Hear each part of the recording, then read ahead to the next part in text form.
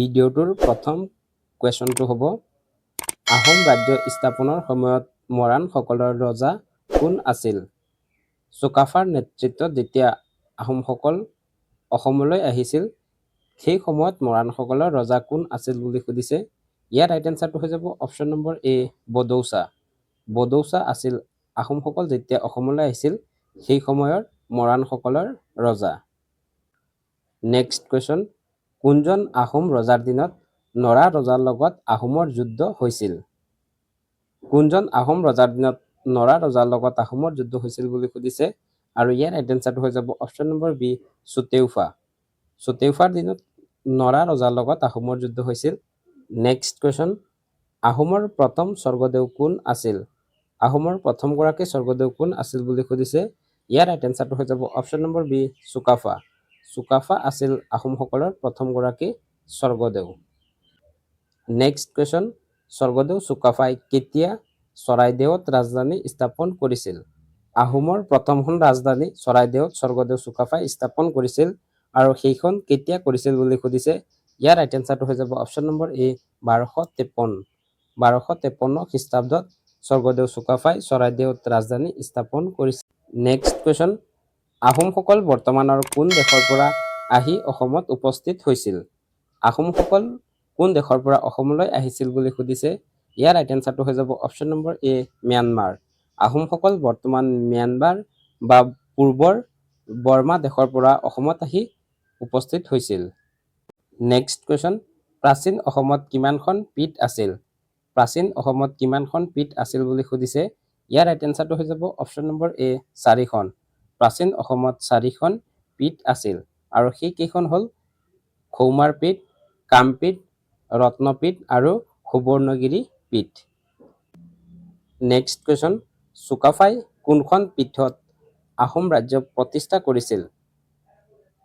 চুকাফাই আহোম ৰাজ্য কোনখন পীঠত প্ৰতিষ্ঠা কৰিছিল বুলি সুধিছে আৰু ইয়াৰ ৰাইট এনচাৰটো হৈ যাব অপশ্যন নম্বৰ চি খৌমাৰ পীঠ। খৌমাৰ পীঠৰ অন্তৰ্গত আছিল আহোম ৰাজ্য।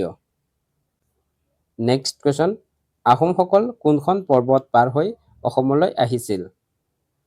আহোমসকল কোনখন পৰ্বত পাৰ হৈ অসমলৈ আহিছে বুলি সুধিছে।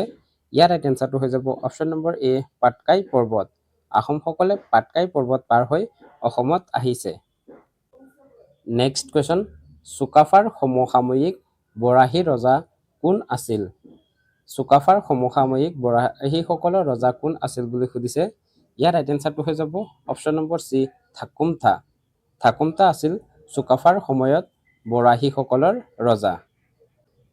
নেক্সট কুৱেশ্যন, বৰগোহাঁই আৰু বুঢ়াগোহাঁই পদবী কোনে সৃষ্টি কৰিছিল? আহোম ৰাজত্বত বৰগোহাঁই আৰু বুঢ়াগোহাঁই এই পদবী দুটা কোনে সৃষ্টি কৰিছিল বুলি সুধিছে। ইয়াৰ ৰাইট এনচাৰটো হৈ যাব option number D Sukaphaa.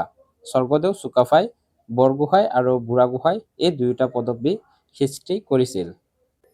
Next question, অসমত আহোমসকলে প্ৰায় কিমান বছৰ শাসন কৰিছিল? অসমত আহোমসকলে প্ৰায় কিমান বছৰ শাসন কৰিছিল বুলি সুধিছে। ইয়াৰ ৰাইট এনচাৰটো হৈ যাব অপশ্যন নম্বৰ চি 600 বছৰ। আহোমসকলে অসমত প্ৰায় 600 বছৰ ৰাজত্ব কৰিছিল। নেক্সট কুৱেশ্যন, অসমত কোনে প্ৰথম বুৰঞ্জী লিখাৰ নিয়ম প্ৰৱৰ্তন কৰিছিল? অসমত প্ৰথম কোনে বুৰঞ্জী লিখাৰ নিয়ম ষ্টাৰ্ট কৰিছিল বুলি সুধিছে আৰু ইয়াৰ ৰাইট এনচাৰটো হৈ যাব অপশ্যন নম্বৰ এ চুকাফা। নেক্সট কুৱেশ্যন, স্বৰ্গদেউ চুকাফাৰ মৃত্যু কিমান চনত হৈছিল? চুকাফাৰ মৃত্যু কিমান চনত হৈছিল বুলি সুধিছে। ইয়াৰ ৰাইট এনচাৰটো হৈ যাব অপশ্যন নম্বৰ এ 1268 খ্ৰীষ্টাব্দত। 1268 খ্ৰীষ্টাব্দত স্বৰ্গদেউ চুকাফাৰ মৃত্যু হৈছিল। নেক্সট কুৱেশ্যন, স্বৰ্গদেউ চুকাফাৰ মৈদাম কোন ঠাইত আছে? স্বৰ্গদেউ চুকাফাৰ মৈদাম কোন ঠাইত আছে বুলি সুধিছে আৰু ইয়াৰ ৰাইট এনচাৰটো হৈ যাব অপশ্যন নম্বৰ চি যোৰহাট। যোৰহাটত স্বৰ্গদেউ চুকাফাৰ মৈদাম আছে। নেক্সট কুৱেশ্যন, স্বৰ্গদেউ চুকাফাৰ মৃত্যুৰ পিছত আহোমৰ ৰজা কোন হৈছিল? স্বৰ্গদেউ চুকাফাৰ মৃত্যুৰ পিছত আহোমৰ স্বৰ্গদেউ কোন হৈছিল বুলি সুধিছে। ইয়াৰ ৰাইট এনচাৰটো হৈ যাব অপশ্যন নম্বৰ এ চুতেফা। চুতেফা বা চুতেউফা হৈছিল আহোমসকলৰ দ্বিতীয়গৰাকী স্বৰ্গদেউ। নেক্সট কুৱেশ্যন, আহোমসকল কেতিয়া অসমলৈ আহিছিল? আহোমসকল কেতিয়া বা কিমান চনত অসমলৈ আহিছিল বুলি সুধিছে। ইয়াৰ ৰাইট এনচাৰটো হৈ যাব অপশ্যন নম্বৰ এ 1228 খ্ৰীষ্টাব্দত। 1228 খ্ৰীষ্টাব্দত আহোমসকলে অসমলৈ আহিছিল। নেক্সট কুৱেশ্যন, তিয়াও খামতি আহোম ৰাজ্যৰ ৰাজপাটত কেতিয়া অধিষ্ঠিত হৈছিল? তিয়াও খামতি আহোম ৰাজ্যৰ স্বৰ্গদেউ কেতিয়া হৈছিল বুলি সুধিছে। ইয়াৰ ৰাইট এনচাৰটো হৈ যাব অপশ্যন নম্বৰ এ 1380 খ্ৰীষ্টাব্দত। 1380 খ্ৰীষ্টাব্দত তিয়াও খামতি আহোম ৰাজ্যৰ ৰাজপাটত অধিষ্ঠিত হৈছিল। নেক্সট কুৱেশ্যন, চুডাংফা কাৰ পুত্ৰ আছিল? আহোম স্বৰ্গদেউ চুডাংফা কাৰ পুত্ৰ আছিল বুলি সুধিছে। ইয়াৰ ৰাইট এনচাৰটো হৈ যাব অপশ্যন নম্বৰ ডি তিয়াও খামতি। আহোম স্বৰ্গদেউ চুডাংফা আছিল তিয়াও খামতিৰ পুত্ৰ। নেক্সট কুৱেশ্যন, কোনজন আহোম স্বৰ্গদেউক বামুণী কোঁৱৰ বুলি জনা যায়? বামুণী কোঁৱৰ বুলি কোনজন আহোম স্বৰ্গদেউক কোৱা হয় বুলি সুধিছে। ইয়াৰ ৰাইট এনচাৰটো হৈ যাব অপশ্যন নম্বৰ এ চুডাংফা। চুডাংফাক বামুণী কোঁৱৰ বুলিও কোৱা হয়। নেক্সট কুৱেশ্যন, চুডাংফা তলতীয়া কোনখন ঠাইত ডাঙৰ দীঘল হৈছিল?